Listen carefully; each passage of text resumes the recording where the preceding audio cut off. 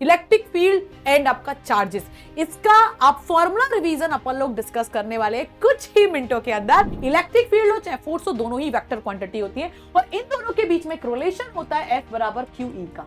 ये सभी बच्चे ध्यान से सुन ले, ठीक है। पोटेंशियल को E की फॉर्म, इलेक्ट्रिक फील्ड के फॉर्म में अगर लिखते हैं तो dV बराबर होता है माइनस का E vector dot R vector. वैसे इसका जो जनरल फॉर्मूला कंप्लीट फॉर्म होता है ये तो तब है जब R is very very greater then E है, तब हमने A को निग्लेक्ट कर दिया है। लेकिन इसका जो कंप्लीट फॉर्म होता है दैट इज द B बराबर 1/4 pi epsilon naught into P cos theta and upon में होता है बच्चा R स्क्वायर माइनस का A square cos square theta. अब यहां से क्या होगा, फील्ड लाइंस निकलेंगी चारों तरफ और यहाँ पे एक सिलिंड्रिकल आपका क्या बनाती है, गॉसियन सरफेस बनाती है। तो उसकी वजह से जो इलेक्ट्रिक फील्ड होता है वो ये होता है E बराबर लैम्डा अपॉन 2 पाई epsilon naught into R। Lambda क्या है, line charge density. This is रेखीय लाइन चार्ज डेंसिटी, जिसको हिंदी में बोलते हैं बेटा रेखीय आवेश घनत्व।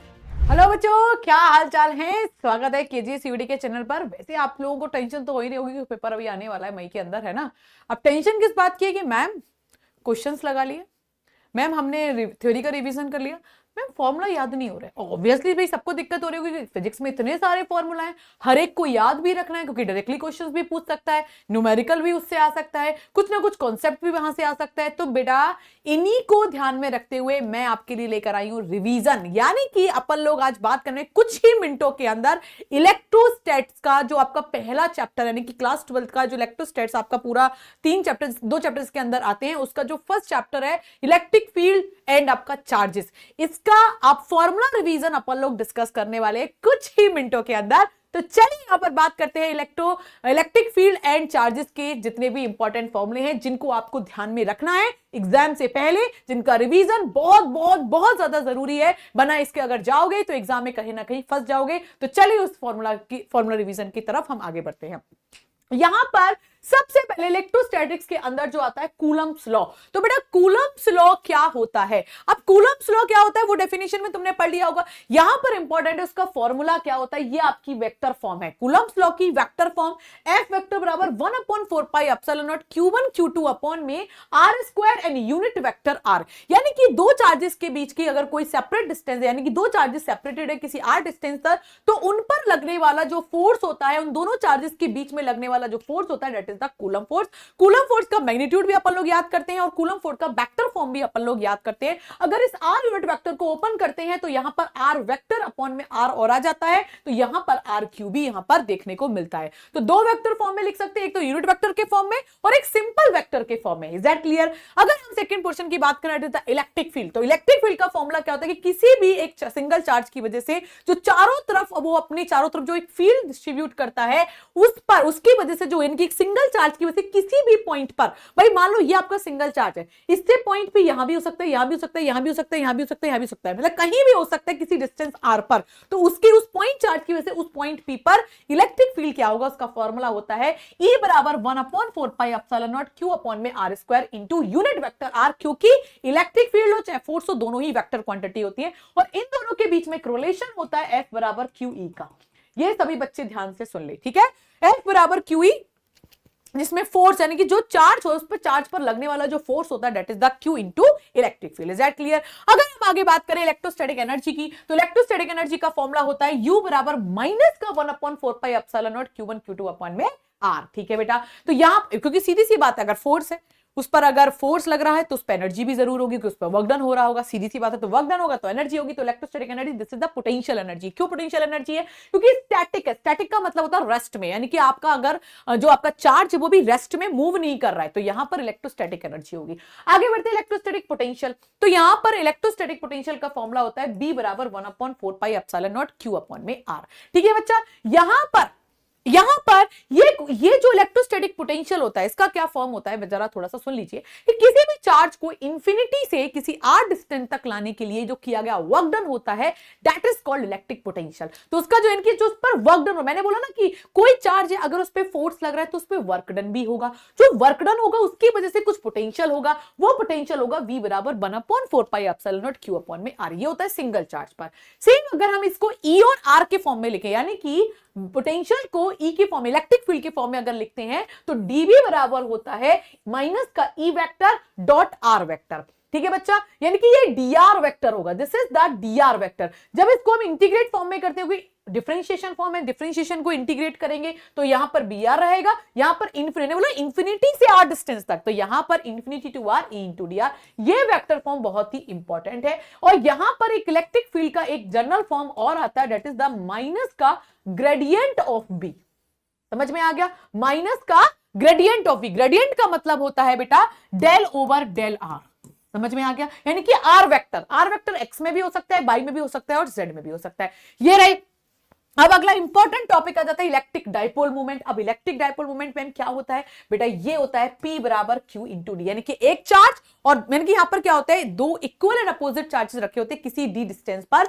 तो मैंने बोला कि एक चार्ज की मल्टीप्लाई करो दोनों चार्जेस के बीच की डिस्टेंस से, बस इतना ध्यान में रखिए। तो charge into one single charge into distance between two charges, this is called electric dipole. Is that clear? और इलेक्ट्रिक डाइपोल की जो डायरेक्शन होती है वो नेगेटिव टू पॉजिटिव होती है। बहुत ही इंपॉर्टेंट फॉर्मूला है इलेक्ट्रिक डाइपोल का, क्योंकि इससे क्वेश्चन जरूर पूछता है। Is that clear? देखो यहां पर डायरेक्शन भी दिखा रखी है मैंने आपको, माइनस क्यू से प्लस क्यू की तरफ। चलिए भाई आगे बढ़ते हैं अगले यहां पर फॉर्मूले की तरफ। Potential of a dipole. अब बात आती है कि भैया सीधी सी बात है, अगर इलेक्ट्रिक फील्ड हो गया, ठीक है, डाइपोल आपको समझ में, इलेक्ट्रिक फील्ड हो गया, एनर्जी हो गई, है ना, आपका पोटेंशियल हो गया, सीधी सी बात है डाइपोल हो गया। अब डाइपोल की वजह से भी तो कोई इलेक्ट्रिक फील्ड या पोटेंशियल हो सकता है, बिल्कुल हो सकता है। तो डाइपोल की वजह से किसी भी पॉइंट चार्ज पर, भाई मान लेते हैं कि ये आपका डाइपोल रखा है, minus Q plus Q minus Q charge है, डाइपोल है पूरा, और इस डाइपोल से कोई पॉइंट पी है किसी एंगल थीटा पर, किसी एंगल थीटा पर, तो उस पॉइंट पर इस डाइपोल, पूरे डाइपोल की वजह से लगने वाला इलेक्ट्रिक पोटेंशियल क्या होगा, तो उसका फॉर्मूला होता है, this is the general form, this is the general form. ये रहा, यहां पर माइनस चार्ज है, यहां पर प्लस चार्ज है, इसलिए डाइपोल की डायरेक्शन माइनस क्यू से प्लस क्यू की तरफ है, और कोई पॉइंट पी रखा हुआ है किसी आर डिस्टेंस पर, तो उस पर जो पोटेंशियल होता है दैट इज द वी बराबर 1/4 pi epsilon not P cos theta upon में आर स्क्वायर। वैसे इसका जो जनरल फॉर्मूला कंप्लीट फॉर्म होता है, ये तो तब है जब R is very very greater then A है, तब हमने A को निग्लेक्ट कर दिया है। लेकिन इसका जो कंप्लीट फॉर्म होता है दैट इज द B बराबर 1/4 pi epsilon naught into P cos, ठीक से लिखते हैं 1/4 pi epsilon naught into P cos theta, and upon में होता है बच्चा R स्क्वायर माइनस का A square cos square theta. This is the complete form. Is that clear? हम यहां पर वैल्यू लगा देते कि R is very greater than A, तो ये टर्म जीरो हो जाती, तो पी cos थीटा अपॉन में आर स्क्वायर हो जाता है। ठीक है भैया, ये तो हो गया किसी थीटा पर। अब बात आती है कि यहां पर क्या होता है, फील्ड ड्यू टू डाइपोल। भाई जब पोटेंशियल ड्यू टू डाइपोल है तो फील्ड ड्यू टू डाइपोल भी होगा, बिल्कुल होगा बेटा। तो डाइपोल की वजह से किसी पॉइंट पी पर, भाई मान लो वही पॉइंट पी है, किसी इस डाइपोल की वजह से minus Q charge plus Q charge है, इस डाइपोल की वजह से पॉइंट पी पर इलेक्ट्रिक फील्ड क्या होगा। अब यहां पर इलेक्ट्रिक फील्ड का जो फॉर्मूला होता है वो ये होता है रेडियल पर होता है 1/4 पाई एप्सिलॉन नॉट। रेडियल का मतलब क्या होगा कि आर डिस्टेंस के अलोंग, आर यानी कि जिधर पॉइंट पी है वही रेडियल, वही डिस्टेंस पर आपका ई आर होगा, और इसके परपेंडिकुलर मतलब इस आर के परपेंडिकुलर जो होगा किसी एंगल थीटा पर, वो थीटा, क्योंकि देखो थीटा वेरी कर रहा है लाइक दिस, तो यहां पर होगा ई थीटा, और आर वेरी कर रहा है लाइक दिस, तो ये होगा ई आर। यानी कि यहां पर electric field due to dipole दो है, दो कौन सा है, एक तो आर डायरेक्शन के अलोंग, क्योंकि आर भी वेक्टर है और थीटा भी वेक्टर है, तो आर डिस्प्लेसमेंट के अलोंग ई आर हो गया, और थीटा कैसे रोटेट कर रहा है लाइक दिस, तो ये हो गया ई थीटा। तो यहां पर दोनों के फॉर्मूले होते हैं, ई आर होता है 1/4 pi epsilon not 2p cos theta upon में आर क्यू, और ई थीटा होता है 1/4 pi epsilon not p sin theta upon में आर क्यू। तो सभी बच्चे ध्यान में जरूर रखें, यहां पर क्या होता है कि जो ई आर होता है इसको बोलते हैं एक्सिस के अलोंग, यानी कि आर एक्सिस के अलोंग, ठीक है, और इसको बोलते हैं थीटा के अलोंग, मतलब थीटा मतलब टेंजेंट के अलोंग। Is that clear? क्योंकि जहां ये टेंजेंट ही तो होता है, थीटा का मतलब होता है, मान लो कोई आपने सर्कल ड्रॉ किया, मैंने बोला कि इस सर्कल पर जरा यानी कि ये पॉइंट पहले यहां पर था, अब ये पॉइंट यहां पर खिसक गया, मान लो ये पॉइंट ए पर, अब ये डैश पर आ गया, और ये एंगल थीटा से बढ़ा, तो मैंने बोला कि जरा इसकी वेलोसिटी बताओ, तो आप बोलोगे मैम टेंजेंट ड्रॉ कर लो, तो जिधर टेंजेंट जाएगा वही डायरेक्शन वेलोसिटी की होगी। यही बात समझ में आ गई? तो ऐसे ही जिधर थीटा मूव करेगा उधर ही आपका ई थीटा होगा। Is that clear? दोनों फॉर्मूले बहुत ही इंपॉर्टेंट है। अब आया torque on a dipole placed in E. भैया टॉर्क, अब बात आती है कि ये यूनिफॉर्म इलेक्ट्रिक फील्ड है। यूनिफॉर्म इलेक्ट्रिक फील्ड का मतलब होता है कि पैरेलल इक्यू स्पेस्ड लाइन है, ठीक है, यानी कि कई पैरेलल लाइंस हैं और वो दोनों बराबर डिस्टेंस पर इक्यू स्पेस्ड है, मतलब स्पेस्ड है। स्पेस का मतलब होता है खाली स्थान दो सबके बीच में बराबर बराबर है, खाली स्थान सबके बीच में बराबर बराबर है, तो उनके लिए जो हमारा टॉर्क होता है, टॉर्क का मतलब होता है आघूर्ण। हिंदी वाले बच्चों, टॉर्क का मतलब होता है बच्चा आघूर्ण। Is that clear? समझ में आ गया सभी बच्चों को? तो आघूर्ण ड्यू टू डाइपोल। डाइपोल का होता है हिंदी में द्विध्रुव। ठीक है, जो बच्चे हिंदी वाले हैं द्विध्रुव, ठीक है, तो द्विध्रुव की वजह से टॉर्क जो होगा वो कितना होगा, यहां पे टॉसेस को डिनोट करते हैं, टॉसेस को प्रदर्शित करते हैं, तो टॉर्क बराबर होता है डाइपोल मूवमेंट यानी कि द्विध्रुव और द्विध्रुव और आपका इलेक्ट्रिक फील्ड यानी कि विद्युत क्षेत्र का क्रॉस मल्टीप्लीकेशन। और जब हम क्रॉस को हटाते हैं बेटा तो साइन थीटा आता है, ये सबको पता होना चाहिए, वेक्टर का फॉर्म है। तो यहां पर आघूर्ण बराबर हो जाएगा पीई साइन थीटा। अब वेक्टर फॉर्म हट गया क्योंकि अब ये वेक्टर नहीं रहा, वेक्टर को हमने डिसॉल्व कर लिया साइन थीटा के फॉर्म में, मैग्नीट्यूड हो गया। ठीक है बेटा, अब ऐसी आपकी होती है पोटेंशियल एनर्जी। पोटेंशियल एनर्जी का मतलब होता है स्थितिक एनर्जी। स्थितिक मतलब पोटेंशियल मतलब जो रेस्ट में है तब। तो पोटेंशियल एनर्जी किसी द्विध्रुव की वजह से क्या होती है बेटा, ये होती है U बराबर माइनस का P डॉट ई।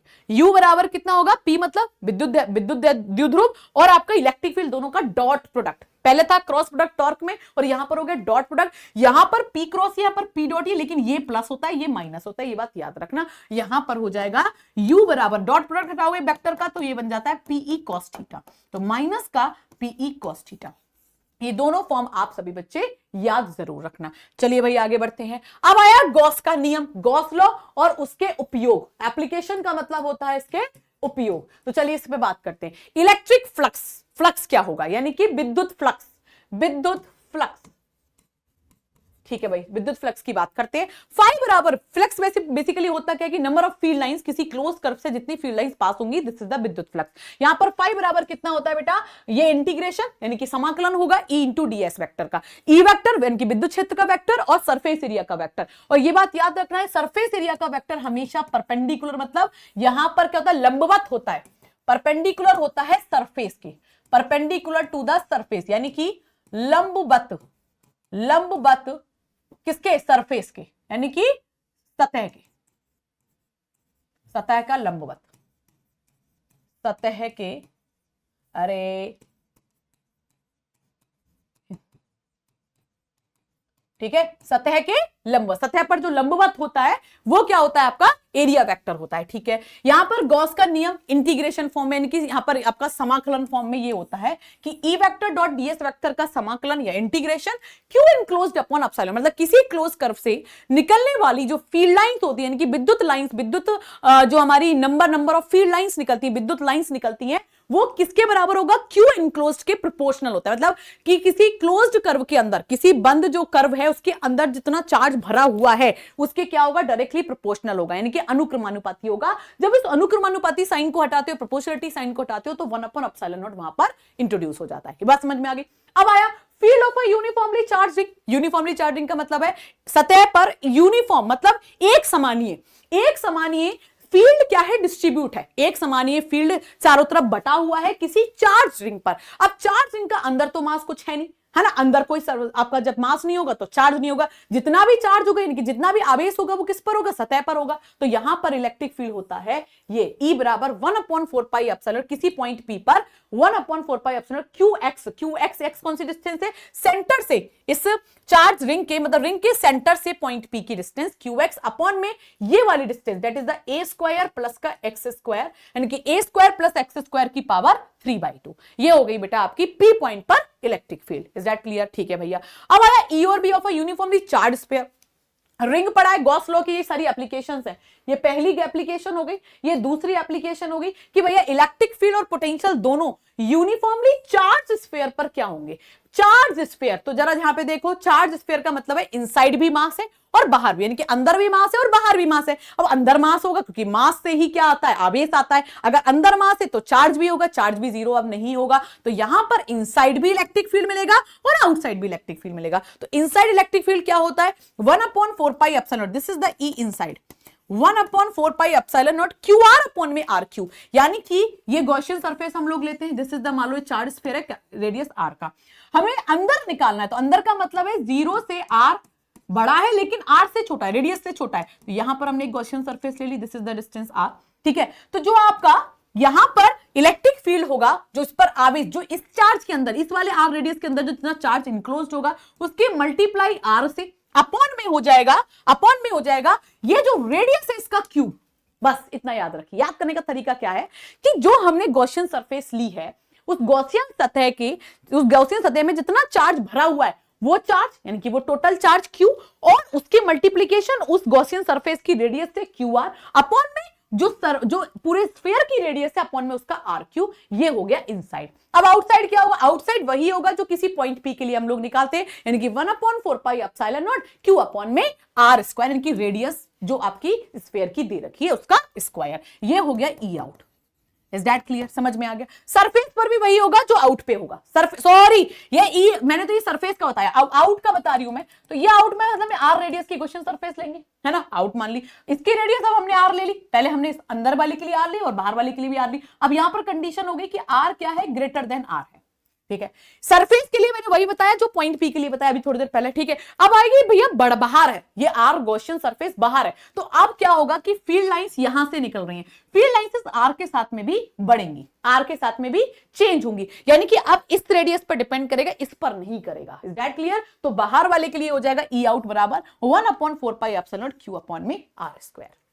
ठीक है बच्चा, लोग आगे बढ़ते हैं। अब है पोटेंशियल, तो पोटेंशियल का फॉर्म इनसाइड क्या होता है? बी अंदर कितना होगा? Q अपॉन 8ε, मतलब इसका आधा, ई इनसाइड का आधा कर दो, Q अपॉन 8πε0 अपॉन में रेडियस ऑफ द यानी कि अंदर वाले की रेडियस, स्फीयर की radius that is the R, और ब्रैकेट में हो जाएगा 3 माइनस, याद करने का तरीका 3 माइनस अंदर वाले गॉसियन सरफेस का स्क्वायर आर स्क्वायर अपॉन में जो आपका रेडियस है उसका स्क्वायर, यानी कि यहां पर ये होता है बी इनसाइड कितना होता है? Q upon 8πε0 into R, 3 minus R square upon में आर स्क्वायर। याद करना है, इंपॉर्टेंट है दोनों ही। Is that clear? अब आया कि भैया अगर हम बाहर की बात करें, बाहर मतलब ये वाली गॉसियन सरफेस के लिए, तो यहां पर सिंगल जैसे इलेक्ट्रिक फील्ड था वैसे ही आपका पोटेंशियल हो जाएगा 1/4πε0 Q अपॉन में सिंगल आर मतलब radius of the Gaussian surface. Is that clear? अब इनका कर्व बहुत इंपॉर्टेंट है, जरा देखो ई आर के साथ चेंज, रेडियस के साथ में कोई चेंज नहीं हो रहा, ना तो स्फीयर बड़ा हो रहा है ना छोटा हो रहा है, तो यहां पर चेंज क्या हो रहा है? Gaussian surface. तो गॉसियन सरफेस पर ही ई क्या करेगा? डिपेंड करेगा, यानी कि इस पर ही निर्भर करेगा। तो बेटा ई क्या है? प्रोपोर्शनल टू आर है। अब प्रोपोर्शन जितना आर बढ़ेगा उतना ई बढ़ेगा, तो स्ट्रेट लाइन मिलेगी। Yes ma'am, is that clear? अगर बाहर की बात करें तो बेटा जितना आर नीचे है, अब यहां पर ई एंटी प्रोपोर्शनल है, मतलब व्युत्क्रमानुपाती है, यानी कि यहां पर इनवर्सली प्रोपोर्शनल है। तो अगर आर बढ़ेगा तो ई कम होगा और आर कम होगा तो ई बढ़ेगा। ये बात समझ में आ गई? यानी कि यहां पर क्योंकि स्क्वायर है तो स्क्वायर में कर्व शेप मिलती है, तो इस तरीके से आपका डिक्रीजिंग ऑर्डर मिलेगा ई का। समझ में आ गया? सेम पोटेंशियल के साथ में होगा। अब पोटेंशियल का जरा देखो, पोटेंशियल यहां पर क्या है कि अगर आर को 0 कर दे तो आपका V 0 नहीं हो रहा, यानी कि R बराबर 0 करने पर B आपका कांस्टेंट आ रहा है, 0 नहीं हो रहा, तो B 0 से स्टार्ट नहीं होगा, B कहां से होगा? किसी वैल्यू से स्टार्ट होगा। आप जरा देखो, R को 0 रखो, R को यहां पे R 0 होगा, R को 0 रखो तो ये वैल्यू बचेगी ना आपके पास 3 वाली। यस मैम, तो इसका मतलब ये कांस्टेंट होगा, कुछ पोटेंशियल देगा, यानी कि इनसाइड अगर R 0 है, गॉसियन सरफेस को अगर मैं छोटा कर दूं और इतना छोटा कर दूं कि ये R रेडियस 0 में चली जाए, तब क्या होगा? इसके पॉइंट पर भी पोटेंशियल रहेगा और वो पोटेंशियल मैक्सिमम होगा और उस पोटेंशियल की वैल्यू क्या होगी? सबसे ज्यादा होगी। यानी कि चार्ज जो इनक्लोज्ड चार्ज के सेंटर पर सबसे मैक्सिमम पोटेंशियल होता है, ये बात याद रखना, ठीक है? सबसे मैक्सिमम पोटेंशियल होता है और वो पोटेंशियल की वैल्यू क्या होती है? ये होती है, यानी कि अगर हम रेडियस को छोटा कर दें तो पोटेंशियल सबसे ज्यादा होगा, मैक्सिमम होगा। Is that clear? और कांस्टेंट होगा तो ये वैल्यू यहां से स्टार्ट होगी। उसके बाद में ये क्या करेगा? जब हम जैसे आर को बढ़ाएंगे, यानी कि अब इस रेडियस को बढ़ाए जा रहे हैं और आउटसाइड लिया, तो आउटसाइड में पोटेंशियल जितना आप आर को बढ़ाओगे पोटेंशियल कम होता चला जाएगा, तो पोटेंशियल इन डिक्रीजिंग ऑर्डर में आ गया है। समझ में आ गया? तो बेटा ये बड़ा इंपॉर्टेंट ग्राफ है, जरूर समझना, ये आएंगे ऐसे क्वेश्चंस। अब आए गॉस-लॉज के एप्लीकेशन की। अब अगली एप्लीकेशन क्या है कि field of a line charge, भैया ये दूसरी थी, अब ये तीसरी होगी। तीसरी, field of a line charge. Line charge का मतलब है कोई इनफाइनाइट लाइन शीट है ना, उस पर चार्ज डिस्ट्रीब्यूटेड इस तरीके से। अब यहां से क्या होगा? फील्ड लाइंस निकलेंगी चारों तरफ और यहाँ पे एक सिलिंड्रिकल आपका क्या बनाती है? गॉसियन सरफेस बनाती है। तो उसकी वजह से जो इलेक्ट्रिक फील्ड होता है वो ये होता है E बराबर lambda upon 2πε0 into R. Lambda क्या है? Line charge density. This is रेखीय लाइन चार्ज डेंसिटी, जिसको हिंदी में बोलते हैं बेटा रेखीय आवेश घनत्व। रेखीय आवेश घनत्व, ठीक है? तो यहां पर लैम्डा क्या है? रेखीय आवेश घनत्व। यहां पे ये फॉर्मूला होता है। फील्ड ऑफ इनफाइनाइट, इनफाइनाइट का मतलब है अनंत तक कोई शीट है ना, अनंत तक कोई शीट है, यानी कि प्लेनर है। ये आपका 4th नंबर हो गया। तो यहां पर इसका फॉर्मूला होता है E बराबर सिग्मा अपॉन 2 एप्सिलॉन। मतलब इस तरीके से आपकी कोई शीट है, ये रही शीट और ये पॉजिटिवली डिस्ट्रीब्यूटेड है और इनफाइनाइट तक वैल्यू, तो यहां से इलेक्ट्रिक फील्ड निकलेगा, यहां से इलेक्ट्रिक फील्ड निकलेगा और इस तरीके से आपको गॉसियन सरफेस मिलती है, अगर आपको याद हो। तो यहां पर फॉर्मूला बनता है E बराबर sigma upon 2 epsilon not. Epsilon not आपको पता है क्या होती है, परमिटिविटी, ठीक है। यहां पर सिग्मा क्या है, ये आपका होगा सरफेस चार्ज डेंसिटी, इंग्लिश में बोले तो surface charge density, surface charge density, और हिंदी में बोले तो ये होगा आपका, बेटा बताओ जल्दी से, सतह आवेश, है ना, और यहां पर घनत्व, ठीक है। चलो आगे बढ़ते हैं। 5th नंबर, field in the vicinity of the conducting surface. Conducting surface है, विकिनिटी का मतलब होता है खाली स्थान। विकिनिटी का मतलब क्या होता है, खाली स्थान, मतलब बीच में खाली है, बीच में कोई मास नहीं है। खाली स्थान का मतलब है मास 0 है, कोई मास नहीं, कोई द्रव्यमान नहीं है, ठीक है। तो उसके ऊपर सन के सारा का सारा चार्ज कहां पे होगा, उसकी सरफेस पर होगा, तो इसमें बोल देते हैं कंडक्टिंग स्फीयर। किसे बोल देते हैं, कंडक्टिंग, यानी कि इनसाइड मास तो 0 है, इनसाइड चार्ज भी नहीं है, सारा का सारा चार्ज कहां है, उसकी सरफेस पर है। तो उसके खाली स्थान के ऊपर, यानी कि उसकी सरफेस पर, जैसे कि फुटबॉल अंदर से खाली होती है, बाहर आपका सरफेस पर मास होता है, तो उसको बोलते हैं विकिनिटी ऑफ द कंडक्टिंग सरफेस। तो यहां पर E बराबर होता है सिग्मा अपॉन एप्सिलॉन नॉट, ठीक है भैया। आगे बढ़ते हैं Gauss law and its application का अगला पॉइंट। यहां पर आ गया आपका 5th नंबर और यहां पर आ गया आपका 6th number. E and B of the uniformly charge spherical shell, वही बात होगी स्फेरिकल शेल वाली। स्फेरिकल शेल का मतलब क्या है, विकिनिटी, बीच में खाली, नो मास, इनसाइड मास 0, और इनसाइड मास 0 तो चार्ज 0, सारा का सारा सरफेस पर होगा चार्ज, सतह पर सारा आवेश होगा, इनसाइड कोई भी आवेश नहीं होगा, डेट विल बी द 0। तो यहां पर E 0 हो जाएगा इनसाइड। ये हो गया इनसाइड की प्रॉपर्टी। इनसाइड का मतलब है गॉसियन सरफेस लेस देन है रेडियस ऑफ द स्फीयर से। उसके बाद में अगर गॉसियन सरफेस बढ़ जाए, यानी कि रेडियस ऑफ द स्फीयर से ज्यादा है, तब सारा का सारा चार्ज, क्योंकि बाहर है तो बाहर से तो फील्ड लाइंस निकलेंगी, तो किसी भी पॉइंट P पर बाहर तो रहेगा इलेक्ट्रिक फील्ड, और वही होगा जो किसी पॉइंट P के लिए होता था 1/4 पाई एप्सिलॉन Q अपॉन में R²। R कौन सा, radius of the Gaussian surface. Sphere की रेडियस नहीं आएगी, वो सरफेस के लिए आएगी, लेकिन अगर सरफेस से भी ज्यादा डिस्टेंस है, मान लो ये आपका कोई कंडक्टिंग शेल है ना, स्फेरिकल शेल है जिसमें R, ये कैपिटल R है, सारा का सारा चार्ज कहां है, इसकी सरफेस पर, इनसाइड चार्ज 0 है, नो चार्ज 0, नो आवेश 0। तो यहां पर भाई R अगर सतह पे पूछे इलेक्ट्रिक फील्ड तो Q अपॉन में कैपिटल R² होगा, लेकिन अगर बाहर पूछे, बाहर का मतलब ये R रेडियस की गॉसियन सरफेस पर पूछेंगे तो Q अपॉन में गॉसियन सरफेस का रेडियस होगा, That will be the R²। और ये वेरिएशन होगा, इनसाइड तो E इनसाइड तो 0 है, तो यहाँ पे तो 0 तक चलेगा। फिर R बराबर R पर मैक्सिमम होगा, यानी कि सतह पर सबसे ज्यादा होगा, और जितना फील्ड लाइंस आगे बढ़ती जाएंगी ये डिक्रीजिंग होता जाएगा, कम होता जाएगा, क्योंकि यहाँ पर E क्या है, व्युत्क्रमानुपाती है, यानी कि इनवर्सली प्रोपोर्शनल है 1/R²। के ये बात समझ में आ गई, ठीक है भैया। सेम पोटेंशियल के साथ में होगा, लेकिन अगर इनसाइड पोटेंशियल 0, अगर इनसाइड इलेक्ट्रिक फील्ड 0 है, जरूरी नहीं है पोटेंशियल 0 होगा, पोटेंशियल 0 नहीं होता। अगर इनसाइड इलेक्ट्रिक फील्ड 0 है स्फेरिकल शेल के, तो पोटेंशियल 0 नहीं होता, ये बात अपने दिमाग में ठान लीजिए। और कितना होता है, उतना ही होता है जितना किसी पॉइंट चार्ज की वजह से होता है, जो सरफेस पर होगा। जितना पोटेंशियल उसकी सरफेस पर होगा वही पोटेंशियल इनसाइड होगा, यानी कि कांस्टेंट पोटेंशियल होता है 1/4 pi epsilon not Q upon में R, ठीक है। This is the inside. और सरफेस पर अगर बाहर ले लें, आउटसाइड पोटेंशियल बाहर कितना होगा, यानी कि इस वाली R गॉसियन सरफेस के लिए, तो इस R के साथ में वेरी करेगा, R रिप्लेस हो जाएगा इस स्मॉल r से, तो 1/4 पाई एप्सिलॉन Q अपॉन में R हो जाएगा। अब यहां पर जरा देखो इसका ग्राफ, तो यहां से यहां तक, क्योंकि R बराबर R पर सरफेस पर, तो सरफेस तक तो कांस्टेंट है, यानी कि यहां से लेकर यहां तक का जो पोटेंशियल होगा वो कांस्टेंट होगा। कितना होगा, ये होगा। जैसे ही सरफेस यानी कि R से ग्रेटर हुआ, ये वाला R जो गॉसियन सरफेस है वो बढ़ गई इस R से, तो आपका डिक्रीजिंग ऑर्डर मिलेगा, लाइक ये वाला। तो Q upon 1/4 pi epsilon Q upon में डिक्रीजिंग मतलब कम होता चला जाएगा, ठीक है बेटा। अब आया field of a line charge, यानी कि यहां पे हो गया 7th, ये तो हमने अभी कर लिया, ये तो हमने अभी कर लिया, ठीक है भैया।